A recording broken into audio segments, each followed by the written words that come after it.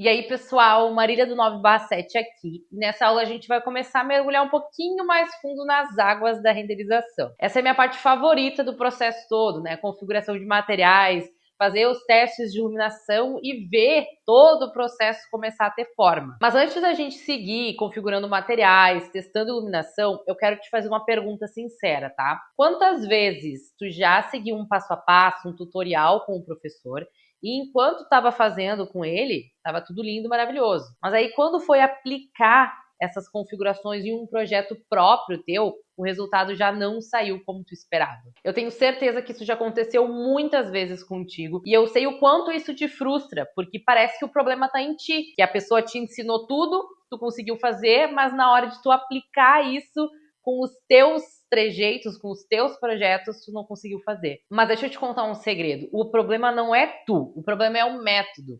O tutorial é ótimo para te mostrar como fazer. Só que se ele não te falar o porquê das coisas, tu não vai conseguir reproduzir. Tu sabe clicar, mas tu não sabe criar. E é por isso que na hora que tu vai aplicar nos teus projetos, parece que nada funciona. E eu sofri muito com isso no meu processo de aprendizagem também. De todos os cursos que eu fiz, tanto os mais básicos quanto os mais avançados, nenhum deles se fixava tanto em me ensinar o porquê das coisas. Só me diziam, clica aqui, faz assim, mas não me diziam o porquê. Então, na hora que eu ia fazer os meus próprios projetos, eu sempre ficava perdida também. Porque me vinham várias perguntas. Por que essa cor? Por que esse valor? Quando eu tiver que trocar o tipo de material, eu tô fazendo uma parede verde, mas aqui eu quero fazer uma parede roxa. Como é que eu vou fazer? Quais valores eu vou colocar? Como é que eu vou fazer para adaptar o meu projeto? Eram muitas perguntas e a maioria delas não tinham respostas. E aí, o que eu fiz, né? Eu fui atrás, comecei a pesquisar. Eu pesquisava nos sites do desenvolvedor de softwares, no Google, em youtubers gringos. Nem tinha inteligência artificial ainda na época para me ajudar, então o processo ficou ainda mais difícil. Mas com isso eu consegui ir testando coisas diferentes para entender não só clica aqui, faz aqui, mas por que assim e como adaptar isso nos meus projetos. Porque se cada projeto é único, a solução para criar um render também é única para cada projeto. E foi assim que eu consegui tirar o suco do V-Ray e conseguir resultados com eles que muitas pessoas duvidam que foi feito com o V-Ray de fato. Não vai achando que para tu ter um bom resultado de um 3D, de um render, tu precisa utilizar os softwares mais difíceis no mercado, como por exemplo 3ds Max, Corona Render. A gente consegue muitos bons resultados e eu sou a prova viva disso utilizando os mais simples, mais básicos, que é o SketchUp e o V-Ray. E além da gente conseguir ótimos resultados com eles também, eles são softwares muito mais fáceis de aprender, muito mais intuitivos, são um dos softwares mais utilizados dentro do ramo da arquitetura, então é muito mais fácil da gente conseguir casar os projetos, né? Ter essa compatibilidade entre os profissionais que a gente vai trabalhar em parceria. Muito mais difícil seria se a gente utilizasse o Corona ou o 3ds Max, que a maioria das pessoas não utiliza. Então, na hora de compatibilizar os projetos, a gente teria vários problemas. Eu sou a prova viva que a gente consegue resultados incríveis utilizando as ferramentas mais simples do mercado. Só que esse resultado ele não veio de uma hora para outra. Eu levei quase 10 anos para conseguir chegar lá. Foram quase 10 anos de estudo, de teste na prática, acertando, errando, tentando entender onde eu errei para conseguir de fato acertar, para daí no final sim chegar numa metodologia que me entregasse os resultados perfeitos que eu consigo entregar para os meus clientes hoje. E eu entrego todo esse processo de forma sequencial, didática e prática, fácil de entender, em 28 horas e meia. 28 horas e meia para aprender o que eu levei quase 10 anos para aprender. Mas agora a gente precisa entender qual que é essa estrutura que está por trás, antes de mais nada. Qual que é a estrutura do render realista, do render magnético? Eu gosto de falar que um bom render tem 5 pilares, tá? O primeiro pilar que é a modelagem, que a gente já falou na aula passada. Depois a gente tem os materiais e a iluminação, que a gente vai falar nessa aula. E por fim, o enquadramento e a pós-produção, que a gente vai falar na aula que vem. E como em uma boa construção, todos os pilares precisam estar em um bom funcionamento para que essa estrutura não rua, né? Não caia. Então, tudo precisa estar funcionando em harmonia, cada um desses 5 pilares. E é assim que vocês precisam pensar no render, como uma casa, uma estrutura em harmonia, e cada um desses pilares precisa estar funcionando para que vocês consigam chegar no resultado de um render super realista, um render perfeito, que eu sei que é o resultado que vocês querem. Então agora a gente vai começar a apontar os principais erros referente ao segundo pilar, que é o pilar dos materiais. O primeiro erro que a gente pode destacar é não observar o comportamento dos materiais na vida real. A gente já falou sobre isso nas outras aulas, a gente vai continuar repetindo isso em vários pilares, porque se a gente está tentando reproduzir algo dentro do digital, a gente precisa observar isso, como que é esse funcionamento na vida real. Seja modelagem, seja material, seja iluminação. Tudo precisa ser observado para reproduzir de forma fiel. E isso precisa se tornar um hábito na tua vida. Muitas vezes a gente passa a mão nas coisas, né? O famoso olhar com as mãos dos arquitetos, para sentir o relevo daquela madeira, para sentir o toque daquele tecido. A gente precisa entender como que isso funciona. Como é que eu vou reproduzir algo que eu não conheço? A gente precisa entender também como é que é o reflexo de um material. Como que funciona o reflexo daquele MDF, daquela cozinha, para que esse comportamento seja coerente dentro do 3D. E já que a gente já entrou nesse assunto de reflexo, a gente já pode linkar com o segundo erro, que é entender que todo material vai ter algum tipo de reflexão. O reflexo, ele não é algo só que está presente nos vidros ou nos espelhos. Todo material tem algum nível de reflexão. Até o cimento, a madeira,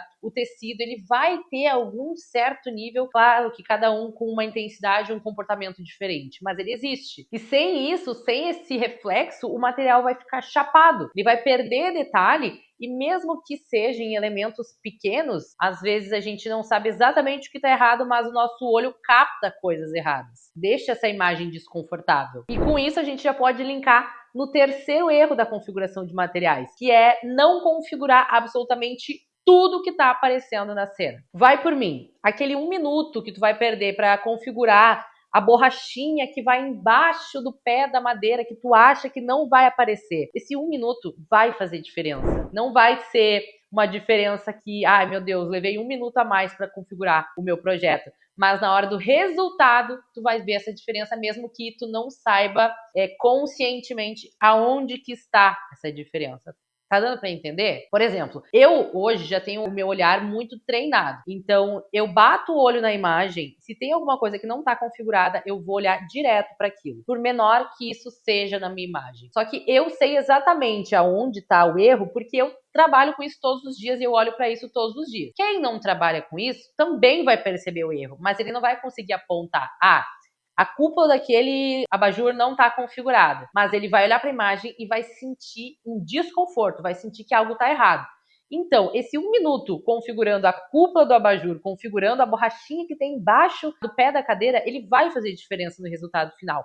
Por mais que para ti, aparentemente, pareça um detalhe muito mínimo. Então, tudo precisa ser configurado. E aí, a partir disso, a gente pode entrar num outro erro, que é não configurar os relevos desses materiais, né?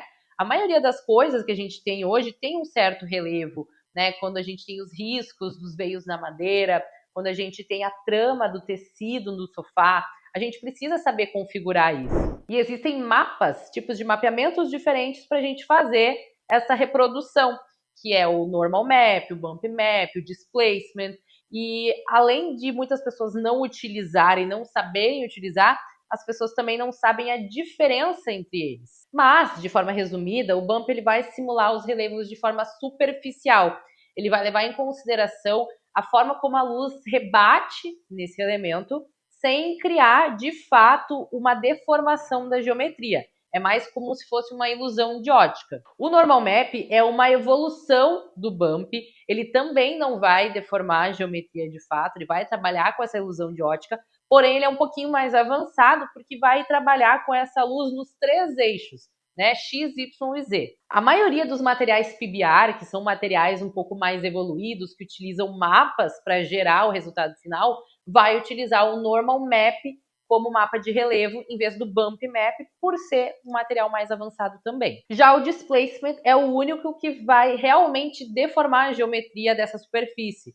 Então, diferentemente do bump e do normal, que cria uma ilusão de ótica baseado em luz e sombra, o displacement não, ele vai deformar aquele objeto e por conta disso também é um tipo de mapeamento que requer mais carga computacional, ele demora mais para ser feito, ele pode gerar, inclusive, vários bugs, então a gente tem que saber aplicar bem, mas ele é ótimo para a gente utilizar em elementos que vão aparecer mais no render, uma parede de pedra, um paralelepípedo, enfim, né, diversos outros tipos de mapas que aparecem com mais ênfase na nossa imagem. Só que, claro, como eu falei, ele é muito mais pesado, né? Ele pode gerar, inclusive, vários bugs. E, por conta disso, ele vai demorar mais tempo para renderizar também, porque ele está, de fato, modificando a geometria daquela superfície. Então, a gente também tem que saber o melhor momento para utilizar, para não acabar pesando demais sem necessidade. O quinto erro é um erro que eu vejo muito por aí, que é a texturização incorreta dos materiais. E dentro disso, a gente pode destacar 2 pontos, tá? Que é a repetição de texturas e o mapeamento incorreto. Mas o que seria isso, Marília? O que é o mapeamento incorreto? Sabe quando tu tem uma almofada e tu aplica uma textura ali e parece que aquela textura ela não tá correta, tá toda embaralhada, toda misturada, não tá formando o desenho exato daquele tecido daquela almofada? Isso quer dizer que o mapeamento não está correto. Por quê? Cada face vai ter um ângulo normal diferente e essa textura ela precisa acompanhar esse ângulo para que ela se encaixe. Em linhas gerais é mais ou menos isso, tá? Outras questões que a gente vê sobre texturização também de repetições, né? Tu coloca uma textura de madeira na parede, que é para ser o MDF, e tem um veiozinho naquela madeira. Quando tu começa a perceber essa repetição desse veio sempre igual, sempre no mesmo lugar, é um problema de texturização. Porque, na maioria das vezes, isso não vai acontecer na vida real, salvo em casos específicos que aquele padrão de MDF, que é o exemplo que a gente está utilizando, vai ter aquela repetição. Mas, mesmo assim, eu gosto de tirar essa repetição, porque a repetição tira muito o realismo das nossas imagens.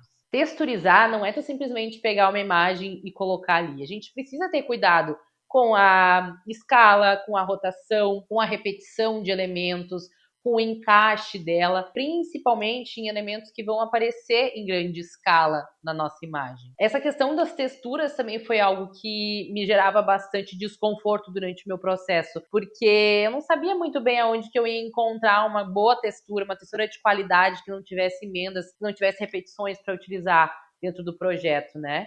Então, por isso que dentro do 9/7 Academy a gente foca muito nisso também. Como utilizar plugins também para melhorar essas questões como o GIMP, o Texture Positioning, o Randomized Materials, para que a gente consiga, de fato, trazer um realismo para dentro da atmosfera do projeto, utilizando de forma correta as texturas. E a gente também precisa cuidar muito com a escala dessas texturas, né?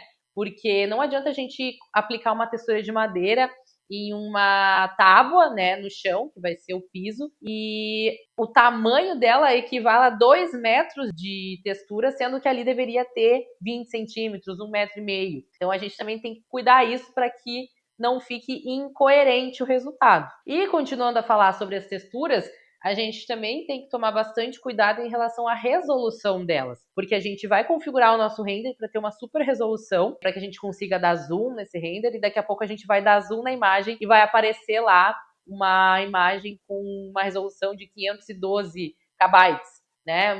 Toda tremida, com baixa qualidade. E isso vai tirar a qualidade do render de um modo geral, né? Porque na vida real, como tudo que eu falo aqui, a gente não vai ter essa diferença de como se eu tivesse imprimido o padrão do MDF numa qualidade baixa. Isso não existe. Eu sei que nem sempre a gente vai encontrar uma imagem em 4K exatamente como a gente precisa para colocar no projeto. E também nem é interessante que a gente utilize sempre imagens com esse tamanho todo, porque acaba pesando desnecessariamente o arquivo. Mas a gente precisa entender quando a qualidade está baixa demais, quando a gente precisa trocar, quando que vale a pena trocar essa textura para não comprometer o resultado final. E não se enganem, gente, eu já cometi todos esses erros que eu tô falando aqui para vocês. E foi justamente porque eu errei que eu fui atrás de encontrar formas para solucionar isso, entender como corrigir, qual a melhor forma de corrigir, e eu entrego isso de mão beijada para vocês dentro do 9/7 Academy, tudo em ordem.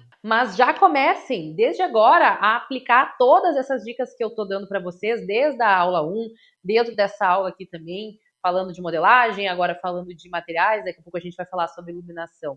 já começa a aplicar isso, porque eu tenho certeza que só com esses poucos ajustes vocês já vão ter resultados muito diferentes. Mas claro que a gente pode utilizar os melhores materiais do mundo, né? Corrigir todos esses erros que eu acabei de listar, ter a modelagem mais pica de todas, mas se vocês não souberem fazer bem feito a iluminação, todo o esforço de vocês vai ser colocado lá no ralo de novo. Isso até tá parecendo um sistema de pirâmide, né? Porque tá tudo conectado.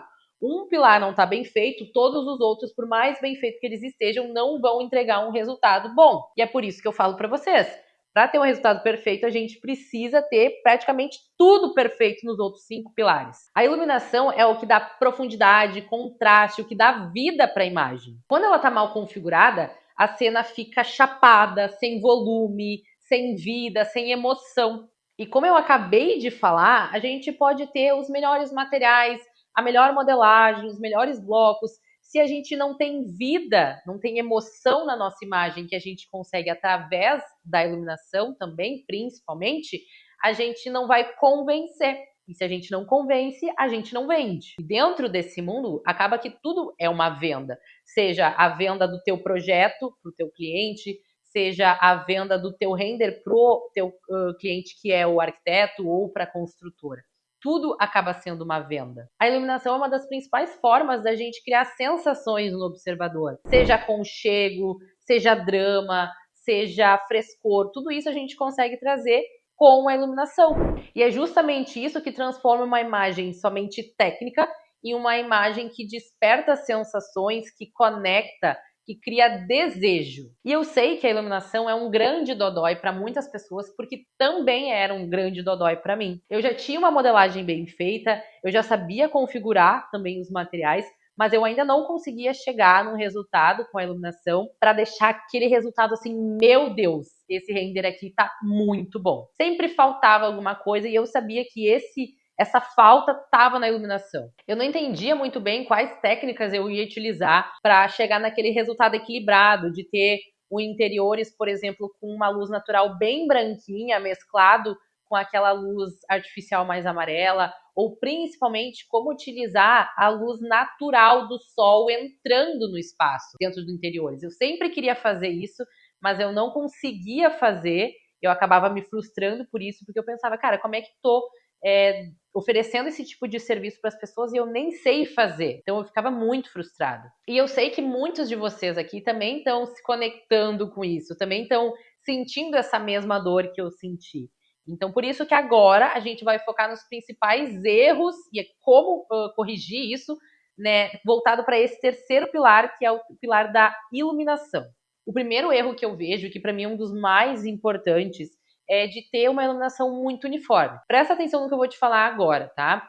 A iluminação, ela é um jogo de luz e sombras. Se a tua cena tá toda configurada de forma igual, iluminada de forma igual, esse jogo vai se perder completamente. A gente perde a magia do negócio. Quando a gente não tem áreas de sombra, a nossa imagem perde volume, perde profundidade, perde contraste.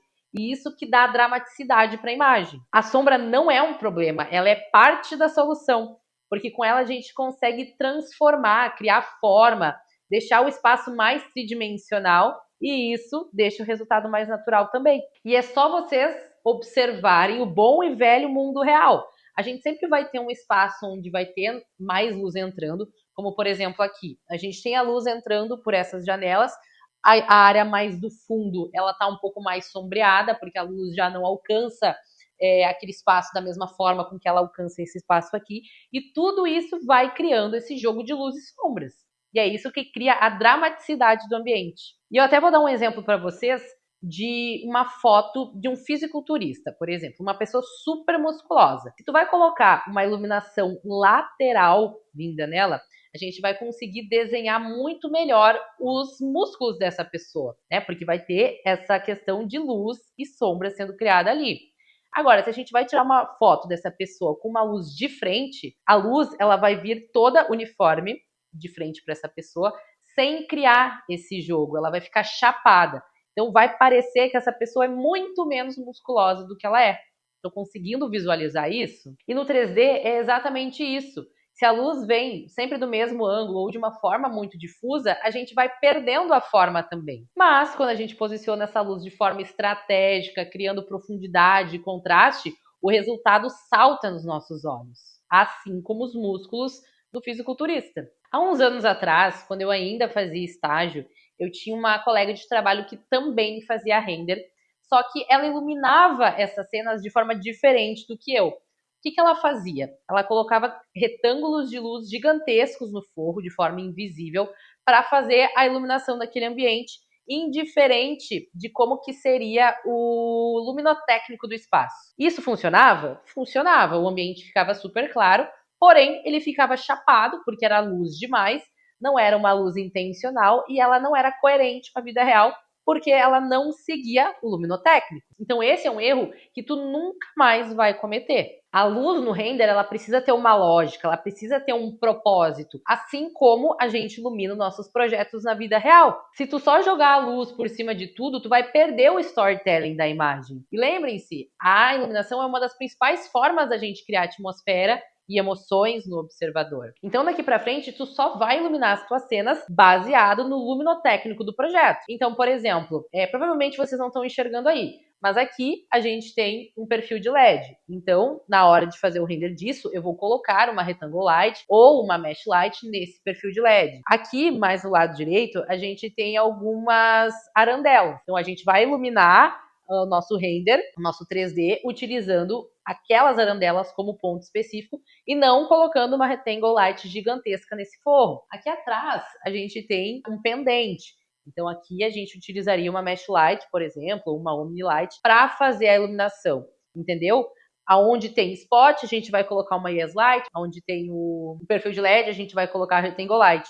E assim a gente vai criando a atmosfera de acordo com a vida real. E isso não vai só deixar o teu render mais realista, mas ele vai ficar coerente com o projeto que tu vai entregar para o teu cliente no final. E o realismo também mora nisso, né? A gente conseguir entregar uma imagem antes de algo ser construído e quando aquilo ser construído, a pessoa olhar e pensar, meu Deus, ficou exatamente igual. E outro detalhe muito importante, tá? Não é porque o projeto tem 20 spots que tu precisa ligar todos esses 20 spots no teu render. A gente tem que saber dosar essa iluminação. Por exemplo, aqui a gente tem uma luz do sol entrando no espaço, uma luz do sol direta marcando no chão. Na hora de fazer o render, se eu for utilizar esse tipo de iluminação, eu tenho que saber dosar e ver se eu vou ligar as luzes artificiais, se eu vou ligar todas, se eu vou ligar alguma, se eu não vou ligar nenhuma. Porque senão a gente acaba pesando. Às vezes menos é mais. E aí entra naquela questão também de ter iluminação demais, ficar tudo muito difuso, não ter contraste, não ter profundidade e a imagem também perder a dramaticidade dela, ficar muito carregada visualmente. A iluminação precisa ser pensada como uma composição artística.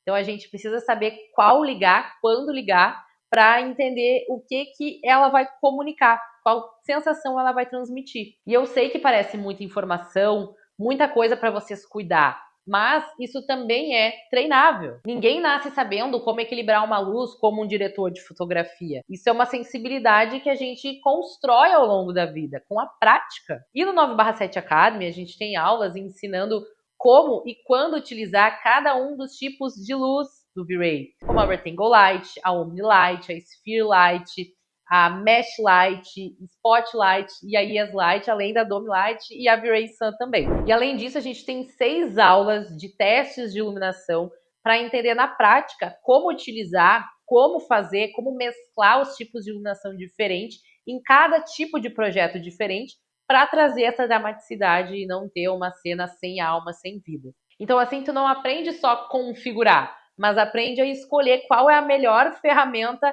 e qual que é a melhor opção de iluminação para o teu projeto. Eu pego na tua mão e te conduzo por todo esse caminho, para que tu não precise ficar adivinhando quando utilizar cada uma, qual que é a melhor solução para cada uma. Eu estou ali do teu lado para te mostrar como fazer isso. E além de entender quando utilizar cada uma das luzes, outro erro bem comum é não saber dosar a intensidade de cada uma delas. Muita gente coloca uma Rectangle Light no projeto, viu lá no tutorial que tem que usar a intensidade de 30.000, mas não sabe medir o impacto dessa intensidade na cena. Luzes muito fortes acabam estourando a cena, queimam detalhes, lavam as texturas e isso prejudica muito o resultado final. Por outro lado, luzes muito fracas vão deixar o teu render mais escuro e aí tu pode acabar tentando compensar ligando outras luzes aleatórias ou até na pós, o que acaba criando um problema em cima do outro. Aquele valor de 30.000 de intensidade que eu falei anteriormente, ele pode até ter funcionado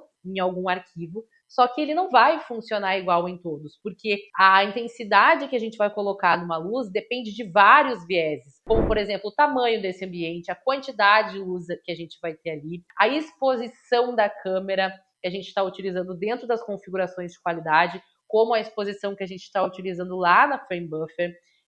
Outros pontos também que influenciam nisso é se a gente vai ter iluminação natural ou não. Então, tudo isso vai modificar o valor de intensidade que a gente vai colocar nessa iluminação. O render realista exige equilíbrio, e para a gente ter esse equilíbrio, a gente precisa testar, testar e testar. No V-Ray, a gente tem algumas ferramentas que nos fazem fazer esses testes de forma mais prática, como, por exemplo, o LightGen ou o LightMix, que também nos ajuda a entender o impacto de cada uma dessas luzes de forma separada. Mas mais do que conhecer a ferramenta, tu precisa testar o teu olhar. É sempre se perguntar como que é o comportamento da iluminação na vida real quando ela bate em cima de tal material, para que na hora que tu for fazer o teu render, tu saber fazer isso da forma correta. É assim que a gente sai daquele, tá muito claro, tá muito escuro, não sei se tá bom, assim será que tá melhor? Para a gente ter certeza do que a gente está fazendo, ter intenção no que a gente está fazendo. A gente precisa se perguntar o que essa iluminação está comunicando para o meu observador. E é aí que a gente começa a entrar num afunilamento de detalhes, que é onde o realismo mora. Um dos truques que eu gosto muito de utilizar e que poucas pessoas falam é mesclar a temperatura da cor dessas luzes. Como assim, Marília? Por exemplo, todas as luzes artificiais do meu projeto vão ser quentes, né? 3000K. Só que na vida real, por mais que todas sejam 3000K, que tu compre a lâmpada e na embalagem esteja escrito ali quente 3000K, ela vai ter variações nessa temperatura. Pode ser por questão de diferentes tipos de lâmpada, uma R70, uma Par 20, pode ser também por conta de marcas diferentes, mas não vai ser sempre exatamente o mesmo tom. Muitas vezes essa diferença ela não é gritante, perceptível, mas ela existe. Então, na hora da gente fazer o nosso render, a gente também pode simular essa variação. Eu coloquei uma R70 no spot, eu vou colocar o tom dela de 3000K. Mas agora nesse perfil de LED eu coloquei uma Mesh Light, eu vou variar um pouquinho, vou colocar 3100. O meu abajur eu vou colocar 2900. E assim a gente vai variando levemente a temperatura dessas luzes para no resultado final a gente não ter uma imagem com exatamente o mesmo tom de iluminação em todos os tipos de fontes de luz. Isso vai trazendo uma diferença na nossa imagem que talvez conscientemente a gente não perceba, mas inconscientemente a gente vai adicionando detalhes que vai deixando ainda mais real o nosso resultado. Sabe aquele render que às vezes tu olha, mas tu não sabe o que tem de especial? Muitas vezes pode ser isso. Assim como da forma contrária, aquele render que tu olha e diz que tem alguma coisa estranha, mas tu não sabe dizer o quê. São esses pequenos detalhes que fazem a diferença. E obviamente que a gente não pode esquecer da iluminação natural, que é um dos principais fatores do realismo em cenas diurnas. O sol, a direção da luz, o horário que tu está utilizando, isso tudo muda completamente a atmosfera do teu render. Um sol das 10 horas da manhã não vai projetar o mesmo tipo de sombras que o sol das 17 horas da tarde. E entender essas nuances também vai te ajudando a criar uma atmosfera, uma narrativa visual. E além disso, essa luz natural, ela não vem sozinha, né? Ela vai interagir com os materiais, ela vai rebater nas superfícies, ela vai criar pontos de iluminação maior, ela vai criar pontos de sombra. E o posicionamento da câmera em relação à posição da luz do sol também vai influenciar. Se tu vai colocar a câmera bem de frente para a luz do sol, tendo essa iluminação mais frontal, talvez a gente não tenha um resultado com tanta profundidade, tanto contraste, quanto a gente teria se essa iluminação do sol viesse lateralmente em relação à câmera. A iluminação natural, quando bem utilizada, ela pode ser uma ferramenta poderosíssima nessa criação de narrativa visual. Só que assim como tudo dentro do render, a gente precisa ser assertivo e fazer muitos testes para se ter um bom resultado. A gente não vai posicionar o sol aqui e vai estar perfeito de uma vez só. A gente precisa testar e testar e testar. E eu sei que tu fica inseguro com essa relação da luz do sol, de fazer muitos testes, de escolher o posicionamento correto da luz direta, escolher o posicionamento correto do sombreamento, de como que os materiais vão se comportar a partir daquilo. Um tempo atrás, eu nem fazia cenas de interiores com iluminação do sol direta, porque requeriam tantos testes e aquilo me gerava, assim, olha, tanta aflição, me dava um frio na espinha toda vez que eu pensava em fazer isso, que eu acabava iluminando as minhas cenas todas de uma forma muito específica, todas iguais, porque eu tinha medo e eu também não sabia as melhores ferramentas para se fazer esses testes de iluminação. Só que eu percebi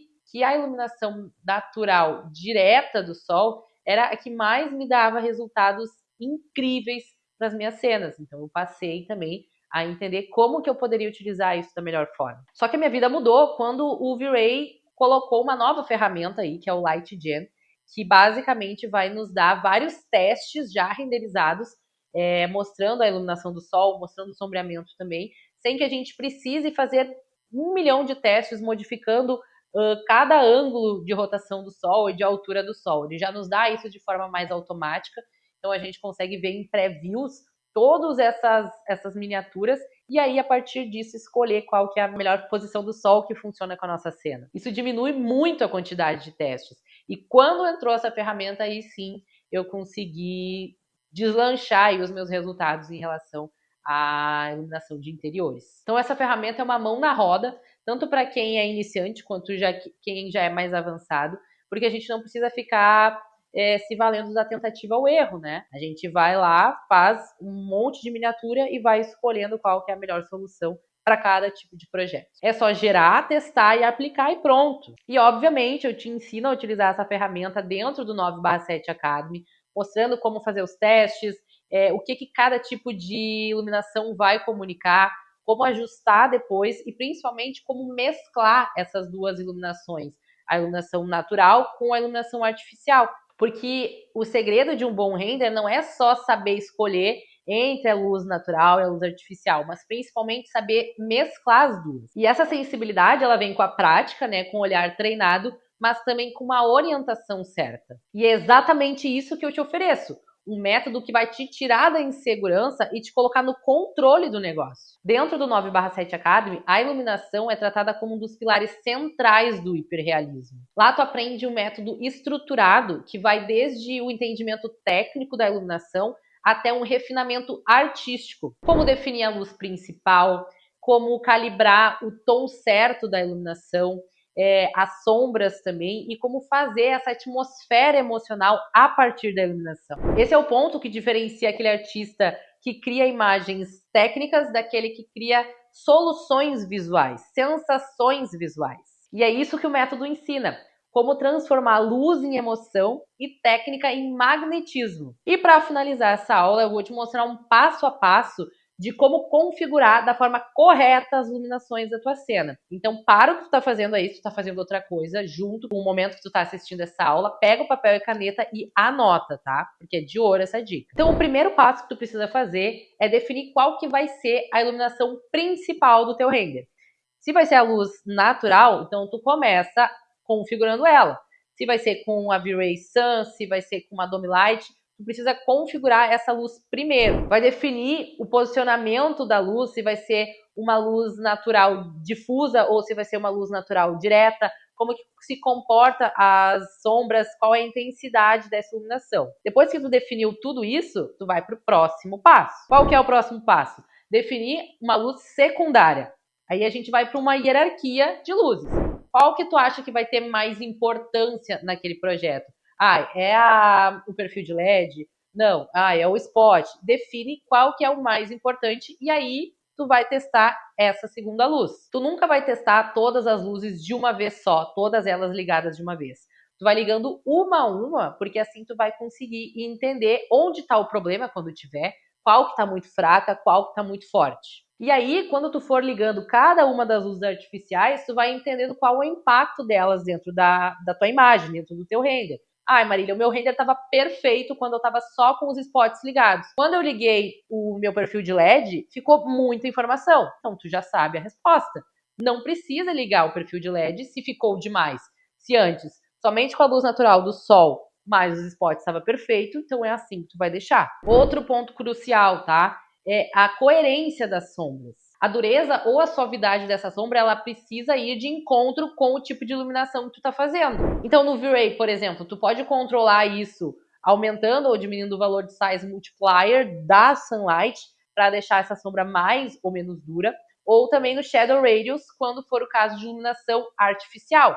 Então, além disso, vai ajustando também a temperatura das cores das luzes, né? Não deixa elas todas uniformes, que com todos esses ajustezinhos, com todos esses detalhes, vai se criando um clima e vai tendo uma emoção através da iluminação da cena. E por fim, né, quando tu for misturar a luz natural com a luz artificial, sempre tenta equilibrar essa temperatura. Por exemplo, se tu vai utilizar uma luz artificial muito amarela e vai mesclar isso com a luz natural, tenta trazer uma luz natural mais neutra ou mais fria. Se tu for utilizar uma iluminação natural direta, como está acontecendo aqui, que o sol está marcando, e esse sol for um entardecer super amarelado, não vai ligar as luzes artificiais super amarelas. Por quê? Porque tu vai acabar lavando essa imagem, ela toda vai ficar super amarelada. E é interessante que a gente tenha esse equilíbrio entre quente e frio. Então tem que fazer essa curadoria, tem que ter esse cuidado para que o resultado também não fique muito pesado visualmente. Entendeu? Anotou tudo?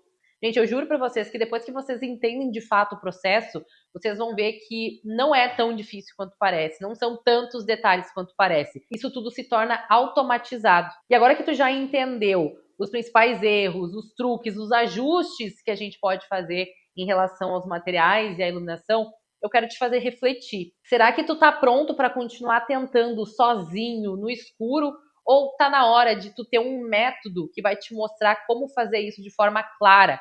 Tem várias tentativas ao erro. A gente começou essa aula falando sobre os materiais, sobre como cada detalhe, desde o relevo, o reflexo, podem elevar ou acabar com o nível de realismo do teu render. Depois a gente mergulhou na iluminação, que dá profundidade, dá contraste, dá vida para tua cena. E quando a gente tem esses dois pilares, né, materiais e a iluminação andando juntos, a gente deixa de ter só uma imagem técnica e passa a ter uma imagem que convence, que tem poder de venda. Só que para isso a gente precisa ter os fundamentos certos, que são entender o comportamento dos materiais na vida real, como fazer a configuração de um reflexo, de um relevo de forma coerente, entender também como que funcionam as sombras, as luzes, os contrastes, a temperatura de cor da tua iluminação. E é esse tipo de conhecimento que separa o artista 3D amador do profissional. E eu te mostro tudo isso dentro do 9/7 Academy. Eu te pego pela mão e te dou a comida na boca. É um programa completo, com 5 módulos,